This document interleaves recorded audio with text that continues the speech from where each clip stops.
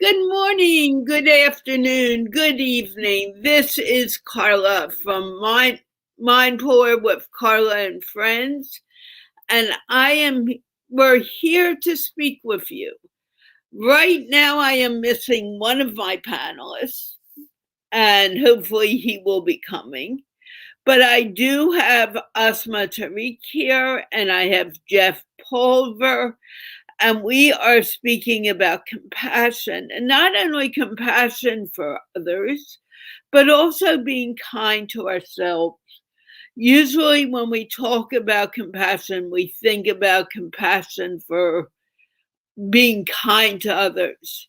But if we can't learn to be kind to ourselves, there is a problem because kindness or anything starts from within. You guys know Jeff and you know Ozma. So I think we'll just get into the topic. And I'm going to ask Jeff to start with defining compassion, what it means to him, and how he uses compassion in translating it to the world around us. And like always here, we need to mute ourselves. Good morning, good afternoon, good evening. Hi, everyone. So compassion, there's empathy in compassion from my perspective. And I do believe that we can be, at some level, we are all empathic. We all have the ability to feel the emotional energies of others. Some perhaps we're more in tune to, but to be here, to be able to connect energetically with others and find the vibration frequency that we can do that. Compassion, both shared there's internal compassion and external compassion is how I look at that. That externally, to be compassionate and truly to appreciate others around us, both near and far, and to be present for them as they need help or they just need to be acknowledged. And then there's the internal compassion to be able to love ourselves, to understand it's okay that self-love is not only needed, but it's okay to do, and to have a practice of self-love, that there are moments that we need to be our own best friends. There are moments, and we're not being selfish by being self-love. I'm not talking about being a megalomaniac. I'm talking about caring about yourself and doing the little things that sometimes matter the most, and learning about those, and not putting off things, but actually doing for yourself as much as you may care for a loved one, to find that love for yourself, to care for you as much, and to find that balance between inside love and outside love, and to share it. So for me, love is love. Compassion is a form of positive energetic sharing, which I equate with love and empathy. I have an active practice of being aware. One challenge that I run into personally is there's being sensitive to energy, vibration, and frequency. There are times, and I don't have a better term, so I call it energy vampires. But it seems that there are people in this world that are attracted to a certain type of vibration, energy, and frequency, or light, and I have to be aware or beware of energy vampires, people who come in and without permission drain me and drain others that I know. And so while I am open to being present and being compassionate with others, there's the ground rule that do not take my energy without my permission. That we need to have a balance here, so that if I'm here for you, I'm here for you and I'm giving knowingly. What I don't like it is when people try to take and drain me as a result of it. That is something I've learned to stop. Sometimes I do get blindsided, so it's still there. And I'm vulnerable to that because I'm open to being compassionate, and I'm open to giving and to sharing. And I believe in this. I believe in giving, and I believe in absolute kindness. And I believe in love, and I believe that we need to find that balance. Sometimes we don't learn it from the outside world, so we teach it to ourselves. That it is absolutely fine to take a break, to go down and to center yourself and to find your center and to recharge, and whatever practice of self-love that you have, to just grow it. And so for me, compassion is of self and of others, and it's to give, perhaps without being asked, but being present and being empathetic and being an empath at some level to the world. Thank you. Can you give a little example of how something you do to avoid someone draining your energy, so people to really get an understanding of what you're saying? Sure. So up until the beginning of 2020, if somebody wanted me to meet me for coffee or for tea, I would say yes. And usually it would be for a friendly conversation about what I did not know, usually until I got there. But when I sit down and I have a message to deliver to somebody, because I get downloads in real time and I share, and the person I'm talking to wants more and more, and just asks, okay, but what about this? What do you mean by that? And sometimes, of course, when I'm speaking, I'm in flow and I don't really listen to what I'm saying. I'm just speaking a truth that needs to be heard. And these people just want more and more and more, as if it's like an on-demand player, that I'm a video that they could play on demand, fast forward, get to the next point. It's like, that's not how it works. So I learn by who to avoid actively, proactively, as opposed to say no to someone. I don't want to, if I have a message for somebody or something is opening and there's a channel present and information to be shared, I will share it with those who want to receive. So it's the vibration that I get. So when I'm near somebody, I'm very sensitive. I sometimes know things intuitively about them that I wouldn't otherwise know. And I could get a sense that this person is an absolute user. This person absolutely just takes and never gives. That this person is out of kilter, energetically, chemically, whatever. They're out of balance. There's another term that I'm not going to use on your show, but let's just say that they're not from a realm which I would otherwise want to be. So when I sense that, I shut down and I just say no. And I go out and I leave. And if I'm not in a situation where I can politely leave, I wait for the time to politely leave. I do not allow myself actively to be trapped into these situations. It changes over time. You learn to care for yourself. And when I didn't realize it was happening to me, I would meet someone at 10:15 in the morning and I'd feel tired all day. And that's when I realized, oh, they're draining me. And then I actually had to go down to find the body of water and spend time near the water, like hours at a time, to recharge. And then when I look back, I realized, okay, well, this is where it happened. And just to say no to that. And sometimes it takes a long time to say no, because you don't want to hurt someone's feelings, because but then I realized, no, they're just being clever. They know exactly what they're doing. And they're just using me in a way which I would never use anyone else. So from my perspective, it's beware or be aware. Or be aware or beware. And if you feel like you're being drained, there's a good chance you are. And there is a way to share information, to care for others, and find a boundary which both can respect. And since this is not a professional service, I offer these people for coffee. It's just a matter of a conversation, but I cannot help but share if there's something to be shared. I avoid, so proactively, I say no to myself and to others who've previously drained me. And I allow myself to get a hit that if someone asks for a meeting and I intuitively believe they're going to drain me eventually, I either say no or I say yes and I make sure that I'm in a public place and I make sure that I have a quick exit. I make sure that I do not give more than the 15 minutes or 30 minutes, and a 15-minute meeting should not last 17 hours or 7 hours. That there needs to be respect of time, and that if I'm in a situation where the person keeps on anding me, I have permission of myself to get up and leave without being rude. And so I'm sensitive now to a lot more things, and I allow, usually I push out negative thoughts, but if someone asks a question and I feel a certain way, I understand that's a warning signal to me that I should not get involved. Or if I'm getting involved, this is, be careful, because you'll be pulled right into their gravitational force and you may feel stuck.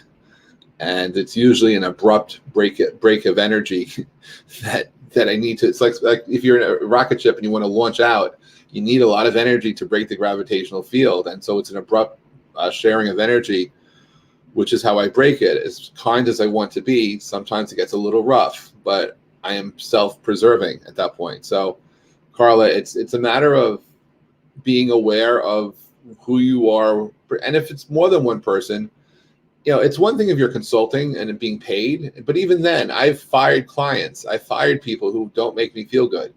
So it's money is money, and I appreciate the need to survive, and I appreciate the need to have food for things, but my own self-love matters too. And I've learned that I matter as much as a person who wants to pay me something for my time. And so even if it's a commercial transaction, if I'm being drained and I don't feel good, I leave and I never look back. And I learned that too, never to look back, just to look forward and stay positive with flow. I hope that helps. Thank you. Asma, when you're talking about compassion, what does compassion mean to you? Thank you, Carla. At first, I really agree with the Jeff, and I think he described all the ways where we involve the compassion, and he also involved it about self-love, and then he also informed us and also told that it's okay that you should be kind, but you should be know about your limits, about your boundaries, and that's also important that someone wouldn't not be allowed to cross that boundaries. That's also very important. That's really great. I think when I actually, yes, as in the last we discussed that is emotion, but when I that word comes in my mind, with that words there are also four words that comes in my mind too. There is one kindness, love, patience, and acceptance. These four words also comes in my mind when I talk about and when I call this word compassion, because it's at first you need some kind of little kindness in you, and with that you need acceptance about the other, about yourself, uh, about the things, about the realities, and with that we need to be little more patient, because sometimes there's something happens, but when there we show some kind of patience, and all these for me, all these four words make this word a complete word, a complete uh, I think a complete emotion. And then as I was said, like for it's not emotion, it's actually a behavior. The way you react, the way you respond to the people, the way you respond to the world, that's important. Like we always say, be kind with the people, be kind with your own self. We are even taught be kindness with the non-living things, be kind with the pencil, be kind with the books that you are using, because they are also giving you some kind of quality. They are also giving you some kind of service. So whatever you are using, just be a little more kind with that. So be compassionate with that, and that's important for me. And I think for me, it's very important. And that makes the thing complete. And when we talk about the self love, that's really important. We usually misunderstood, as Jeff said, with the selfishness. It's actually not the selfishness; it's the necessary thing. Because when you are happy and when you are fulfilled, then you are okay to share this with the other people. Then you are completely okay to share the happiness with the other people. But if you are in pain, there is some chance that you share some kind of happiness with the other people. And I like this is my experience. I met with a lot of people, and they are just inside. They are dealing with a lot of pain, and whatever they are sharing with the words in the form of words, they are also spreading the same thing. They are feeling the pain, but they are also spreading the pain, because that pain is hurting them inside so much, and they are ignoring them. So again, I just want to accept the pain. It's okay to have a pain. Just accept, and acceptance is the first, I think, first step to get the solution. And then love yourself, uh, take care of your happiness, because if you are happy, then you can spread the happiness around the world. Then you can, and it's fine to have some boundaries. It's fine to have, keep your own space. It's the right of every human to have that. And with that, I think there you realize that you have a right of, as a human, to have some space, to have some right. At the same time, your mind think, and you get that, as I have, as the other people have the same rights, as the other people have same kind of respect too. So I should also give them the respect. I should also give them the same value. And I think if we keep this in mind, this world would become a wonderful place, the place of our dream.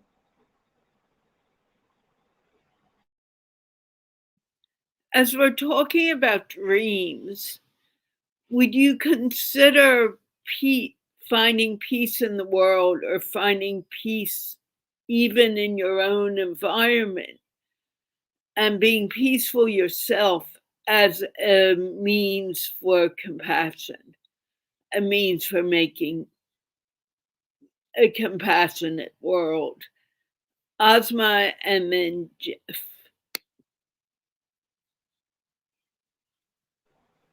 I can't Yeah, unmute. Carla. Yeah, what you said, exactly what you said.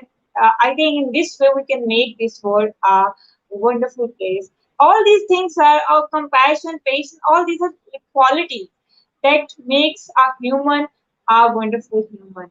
And we always need the values, we always need these kind of things to make us valuable, to make, and to make also the other people valuable. So I think indefinitely, if we connect these things, after all, what would happen? After all, this world would make a wonderful place. And if you follow that, if you believe in. Jeff, before you answer, and I'd like your thoughts, I want to tell someone no, you can join the English show.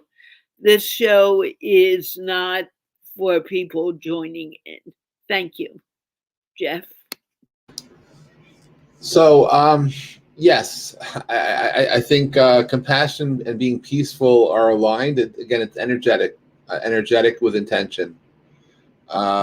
It's hard for me to imagine somebody being compassionate and not being peaceful. It would be really quite rude. It would be the opposite of what the intention is. So, with compassion, there are certain words that associate with it. In my particular case, I don't need to dream to be compassionate or to be peaceful. That I could actually just be compassionate because I want to share or I want to do good. But that comes with intention, right? So if I have the intention to be compassionate, I usually will be. I don't believe in trying. I gave up the word trying last year because we were trying to do too many things. We ended up doing nothing. I took away the word trying. I believe in doing. Perhaps I'm stealing this from Star Wars, but so be it. That there is nothing about trying. And so when it comes to things like this, it's the method of how you express your compassion. So if you take a peaceful approach, there are, I associate with peaceful being non-disturbing, being pleasant, being proper, being not breaking etiquette, being respectful, so that when we get into these conversations about being empathic, the challenge comes is where the energy is. And there are times when you say things to people and they will react in the most negative way, yet these are words ultimately they'll realize days, weeks, months, years later they needed to hear at that moment. That some people are on a life path that may be broken and they need help and don't realize it. And you're here being sent by the energy to share a message, which they may or may not be ready to receive. And sometimes they will reject it with force. But they're the ones who asked, or perhaps you just needed to deliver that message to them. I've had the experience where I am traveling in a car usually a plane or randomly online with someone, and I have a message I just deliver to that person as if and it's kind of weird because like I have nothing to say to someone, but all of a sudden I say something and they either embrace it or they reject it. When they embrace it, they usually ask me, how did I know? And when they reject it, a few times people tracked me down months later and said, by the way, what exactly did you mean when you told me this on this date?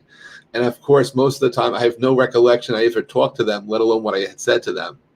Yet it was my overall compassion for humanity, which is why I was open to receiving and sending and sharing a message to that person. So I believe in the phrase, we come in peace, the same way when we travel to the moon and we explore the cosmos, that we come here to open our minds and to connect the dots and to really cross our constellations and cross our galaxies of energy in a positive, meaningful way. But, when we share information, not everything is always accepted. And it's not because I'm looking to create conflict, nor do I even understand sometimes what the messages are, because I'm not filtering. I'm just saying as they're meant to be heard as far as I understand, because I look at myself as the conduit for the message.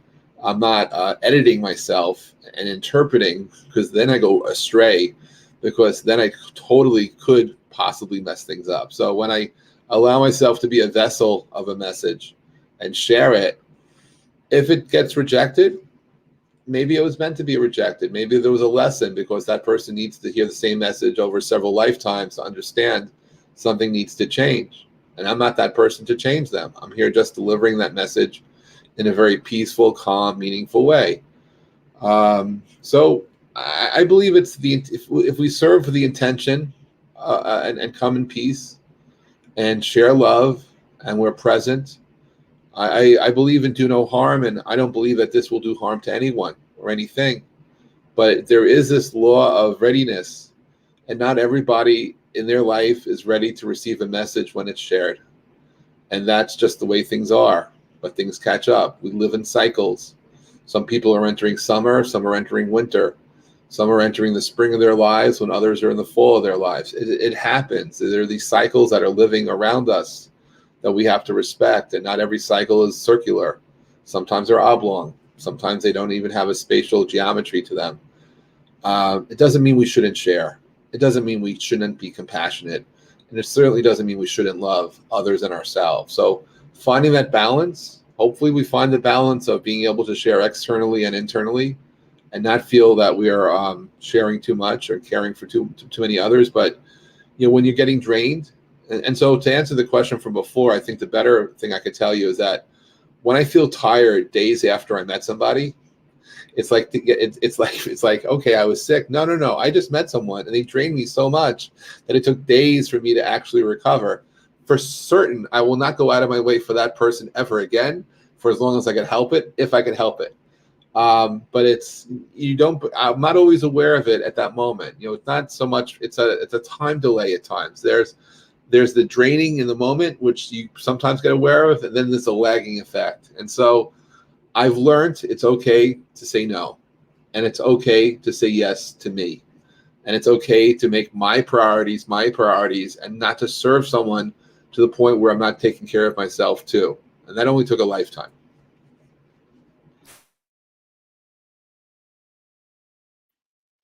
That's why many people around the world become scared to say no in order to preserve themselves and feel good themselves. What do you do for that?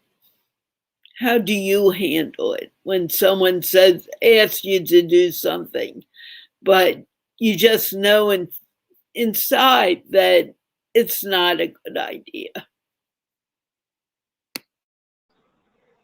It's actually it's my favorite question. I really love this, and I think if you learn uh, no, if you learn this, how to say no, you are succeeded in life. I think this is the challenge that every day you have to deal with. But this is really, I really love that. yeah, this happened. But before that, I want to share four things. Like I was searching there. There are actually four kind of behavior we can say, or four kind of things how we can judge the thing while doing that. Like cognitive. Uh, this means we have to define, we have to analyze that what's the actual condition is that. Or if we're like whenever, certainly whenever you get some kind of, similarly some kind of opportunities, some kind of request, some time of anything when you are getting, there are always two options: say yes and no. Uh, and I think there, if there is some kind of thing uh, inside there, every human have this sixth sense, and we have a one's institution. And actually there are some scientists said don't prove that in intuition, but yet this intuition is bigger than the science.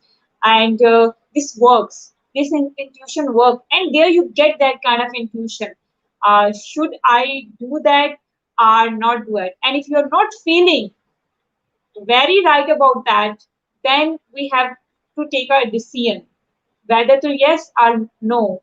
If you are ready, there always have a you always have a question. Then you always have to ask yourself a question like why? What would be the, if I accept that offer? If I accept that, what would happen after? What would be the consequences? And then and why I am going to do that? These are two questions. Then there are also the opposite. I actually make the column. On the other column, I write if I reject that, if I say no, what would happen? And if I'm saying the no, why I'm saying the no? What are the reasons behind that? Actually, I did that in a few months before. I get a wonderful offer of a job. It was very good, and they were saying your salary would be double in 1 month. You would have a car, you would have wonderful facilities. But there, when I said before accepting that, I want to meet with all of you, and I went to the office. There, I met with the people. It was fine, but there's something inside my heart was saying that's not the environment. With that, I'm okay. Then after that time I talk with them, and that's also let me know that I'm not okay with that. Although there are a lot of benefits, I have a lot of financial benefits, but with that, what would happen? I have to let down some of my things that are my passion. I have to let down their my passion. I have to deal with a lot of people where I don't want to. In this way, I'm not giving my night be. I'm focusing on the one thing, and I'm getting some kind of good things, material things, but I'm not getting what I actually want to. And this job would take me away from what I actually wanted to. So there, I choose that I'm not going to take this job. Uh, Although because of that, I would have some financial issues, but I need to find out the other jobs. And now after 4 months, I'm very happy to say that this was a wonderful decision. It was very difficult at my time because my mother was saying you should do that. My sisters were saying you should do that. But I was not. So I think these four questions at first believe in your intuition, and then always make a column. The first side, if you accept that, what would happen, and why you are accepting that, and if you reject that offer, if you say no, what would happen, and what why you are saying no. And I think which column is the more looking the more effective, you can choose that. You can choose that, and if you're okay, just say no. It's looking bad sometime, like we are saying no, people would think about us, we are rude, we are bad. Actually, we can't satisfy everyone every time. This is the fact. If you are satisfied with your own self, this is the biggest achievement. Otherwise, you can't satisfy the whole world. Even you can't satisfy your partner, your parents, some kinda. So throughout your life, uh, but so you can't satisfy the other people. So at first, I think your own satisfaction is very important, and we always keep that in our mind that whether I'm satisfied by doing that, I'm okay. If you are okay, this means that's fine. If you're suffering, then you always be suffering, whether the other people are satisfied with you or not, but you will be suffering. Many people say that's rude. I don't, because I think that if you are uncomfortable, or if I am uncomfortable with myself, then I'm being unfair to the world. And compassion to me means being kind to me too. If I need to prove to someone I want something or a way I want them to do something, they're not really a friend. They are someone who's saying, I'm here for you if you do X, Y, and Z, but if you do A, B, and C, I'm going away. And I think it's very important to be aware of who we are in order to be compassionate, in order to give to another person. And I'm wondering how you guys feel about that, because it's that authenticity of a person that makes the person become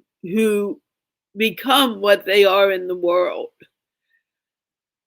And to me, being kind also means stop saying the negative things to myself. Start looking at the positive. It's a part of mindset. Would you agree, Jeff? Yeah, I would agree, but it's contextual. It's and situational. So it's not about yes or no to me, but it's just a matter of the situation that you're in, and where or how it's what's happening around. Certainly, um, when it comes to being compassionate or empathetic, as an empath, yeah, I don't necessarily know the backstory of everybody who I'm about to sit down with, whether or not they've sat down with 1,000 other people and made them feel used and abused, that they are perhaps users in their life and they're just preying on me through a way that they discovered, or they truly have a question to have answered, because I don't it's I don't know how to do energy background checks on people unless I tune into them, and then I have long-lasting repercussions of that, because sometimes I get hits about things, and it's only for those I care about would I do that. So I'm looking not to be judgmental, right? Because we always have judgment whether we want it or not, and that comes with it comes with the territory. And so we have to be protectors of ourselves and love ourselves, not to put ourselves in harm's way,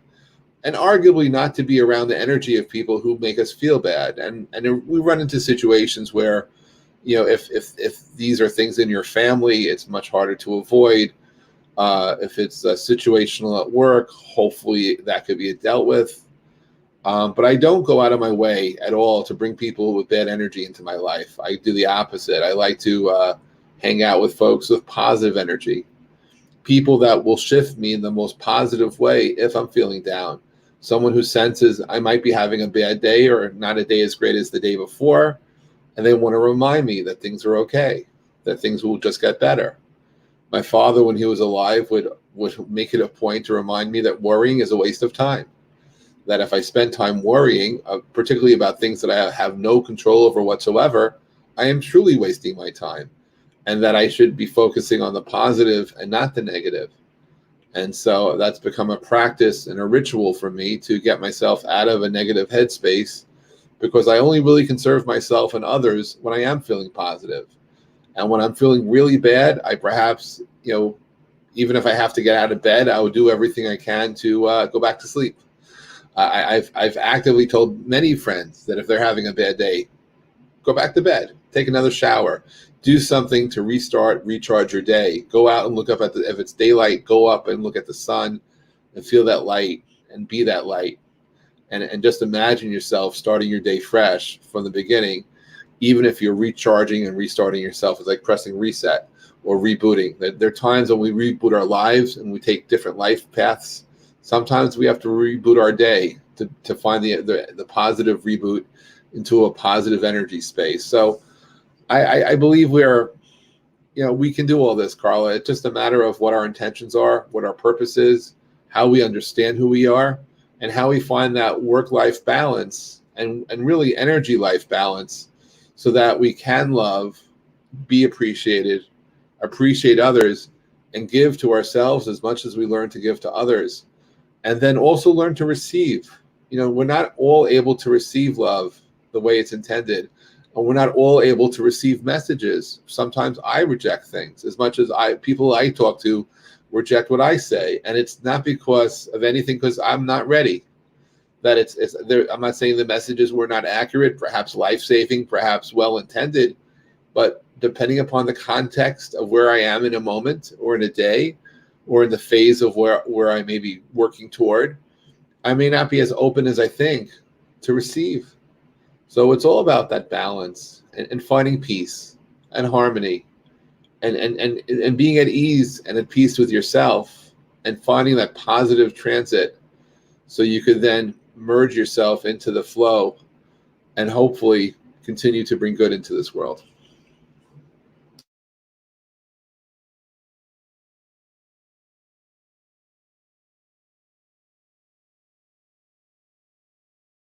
And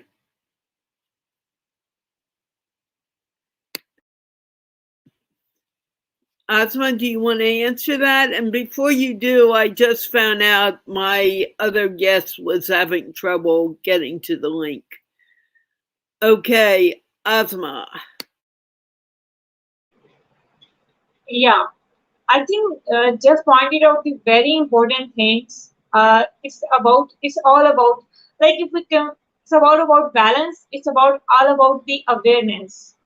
Uh, like what I it's all every day there are a lot of things are happening. Someday we are saying it's always be kind, but sometimes there's something happen to you, and at that time your situation is just like that. You don't know how to respond. You are in a mad condition. That happened, that's natural, because we all are human, and that all these are the human behaviors. When we said there is a positivity, there is always a negativity, and they both are connected.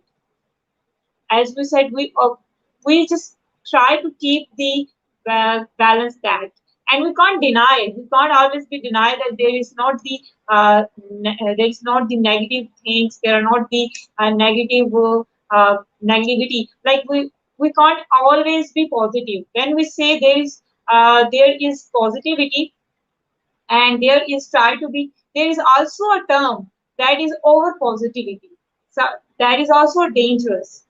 uh, Too compassionate, that is also dangerous. Like someone is hurting you too much, and you are just trying to be kind. Like, I am kind, you can hurt me, you can kill me, whatever you want me, you can do that, because I am kind, I am just kind. You can't live with that. uh, you should be kind, but with the voice. You have to know you can't allow the people to kill you. You can't allow the things to just hurt you. You have to be know the situation, uh, how the situations are going on, how the things are going on. Similarly with the world, there we need one thing. We need the awareness. We need the information. Why the things are happening? Why we are doing this? How we behave that? And if we have the information, if we have the awareness, there are a lot of things just gonna start it down. I think there are some years before, I have some kind of habits that were not as good. We don't consider them, but I had that because I don't have the awareness. Like, I should overcome that. But when I get the awareness, I try to overcome that. I try to work on them, and then it gonna change.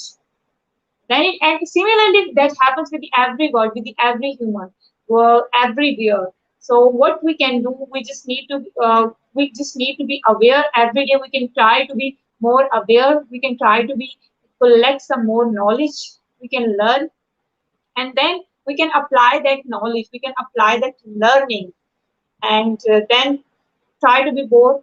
Try to create a balance.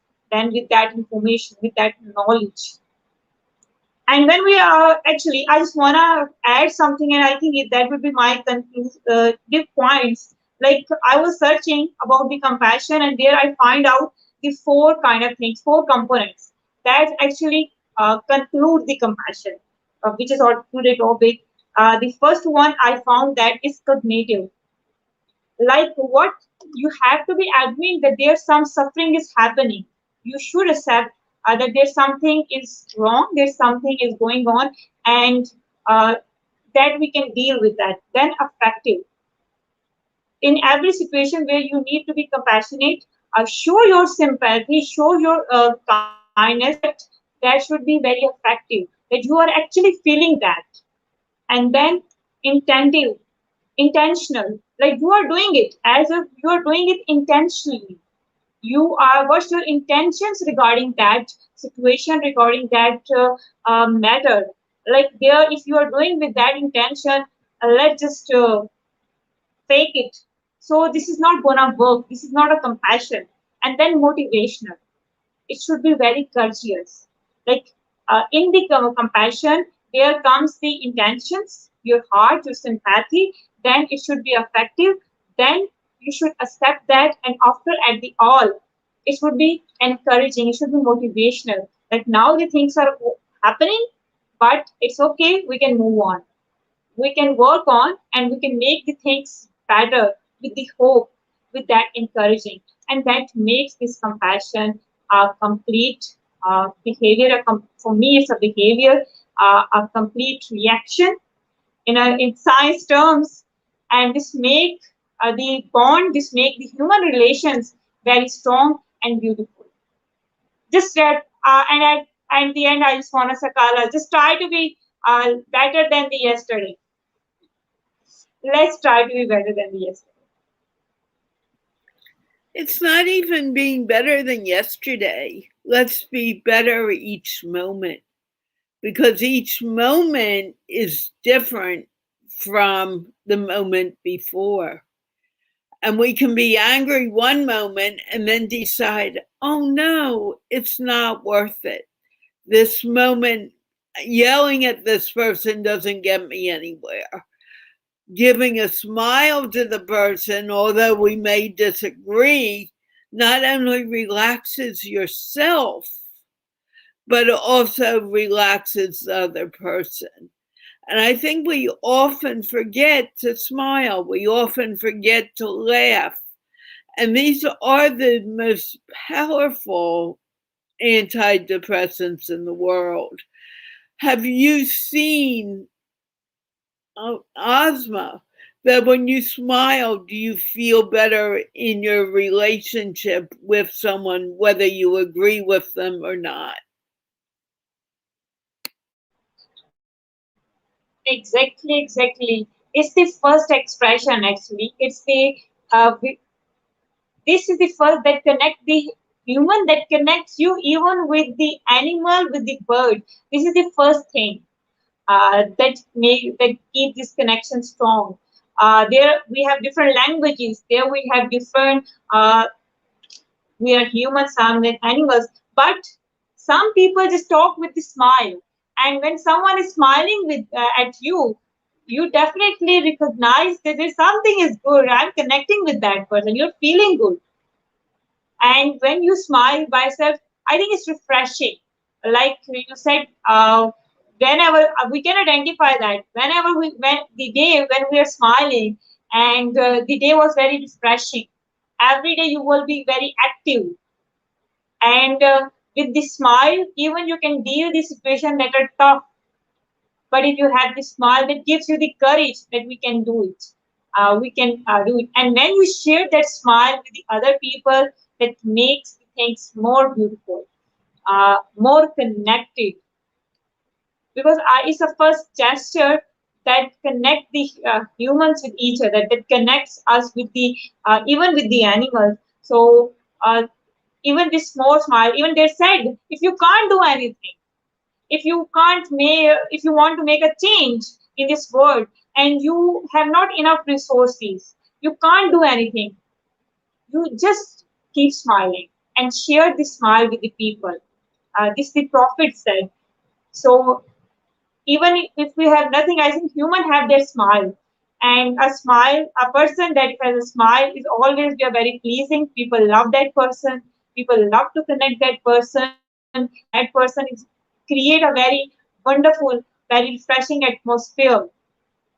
And I'm trying to learn that because I was not habitual of this smile throughout my childhood. But now I'm learning that with the passage of time, I learned that. And now I'm trying to be follow that I always have this smile. This is the asset. This is the great asset that you all have. Are you trying or are you doing? I'm doing. Good. You know how I feel about the word try, because you cannot try to do anything. You can make, when you say try, you're kind of putting it out in the future. When you say do, you are putting it into the present moment. And we only have this one moment. The future, I don't know what's going to happen in the next minute. And I can't do anything what happened the last minute, but I can live in this moment. And that's all we have. Jeff, do you want to answer the question? I forgot what the question was, but if you're referring to smiles in a relationship or being able to, smiles are free, right? You think about what's very expensive in life and think about what actually is free. And it turns out that, in our lives, we sometimes pay for the things we can't buy. Because being happy or smiling or giggling or expressing fun, it's like if we were visited by aliens and someone had to ask me, and an alien being wants to know, how do you define fun? It's in a few words or less. Very hard to explain.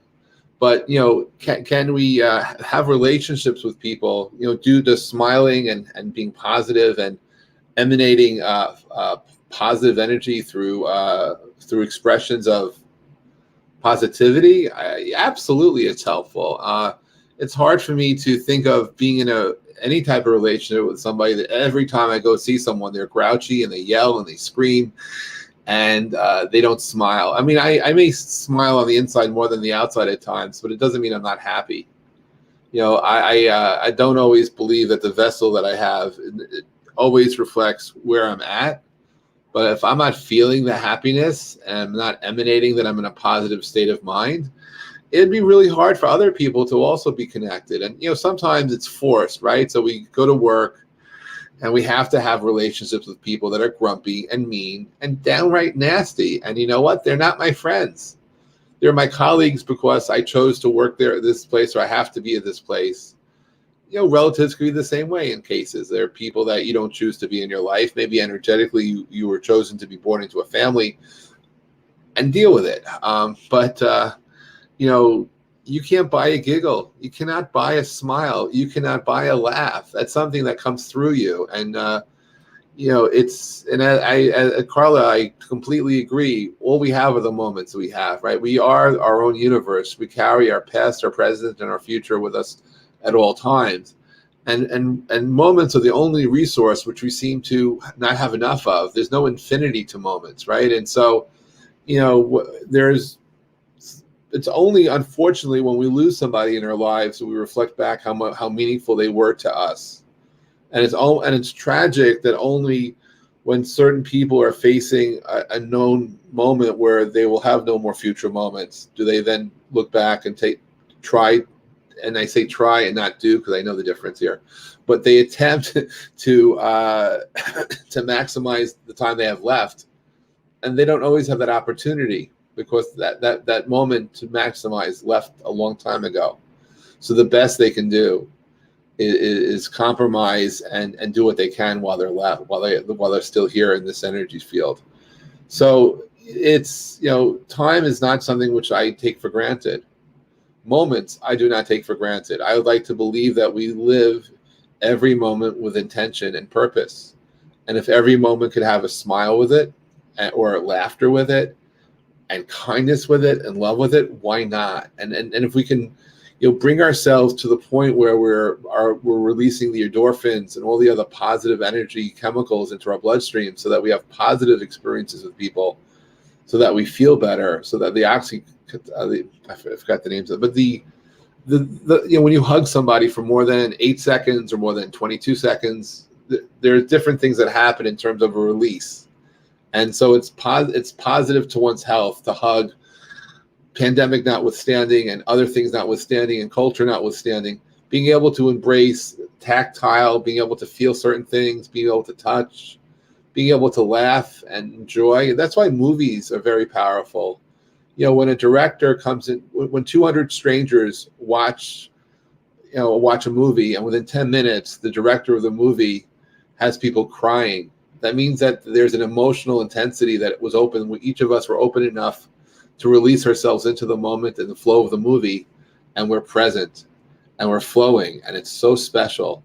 And just like when you have special memories in your life where you remember the first time you did something or the first time you experienced something, movies and books and just storytelling can take people through that same passage of time. Sometimes it's taste. Sometimes you taste something now that brings you back to a moment of your youth. Maybe sometimes you see a product that you once had. But at the end of the day, it's these memories in our flow that define who we are. And hopefully we will be known for bringing smiles and giggles and positivity to the world. And that we learn to take better advantage of each and every moment, so that we don't live in regret. So we don't say, I wish I had enough time too, but understand how precious life is, and that every moment matters. And we could proactively say every moment matters. And when we wake up tomorrow and be blessed and know that today is another chance to make a difference. Today is the first day of the rest of your life. Make it all you can be. Carla, thank you for having me as a guest on your show today. I know we're running out of time, but I just want to say I'm grateful, and I appreciate the opportunity to be here. Nice to see you, Asma. Thank you for coming, because you're right, we are running out of time. I'm going to close the show. But I want people to know that compassion is something very important. Compassion for ourselves as well as compassion for others. And when we use compassion, life flows with a lot more love and care. We'll be back on Tuesday with another MindPlore with Carla and Friends show. And let's wave goodbye. And we'll see you on Tuesday. Thank you for watching. And thank you, Asma and Jeff, for joining me today.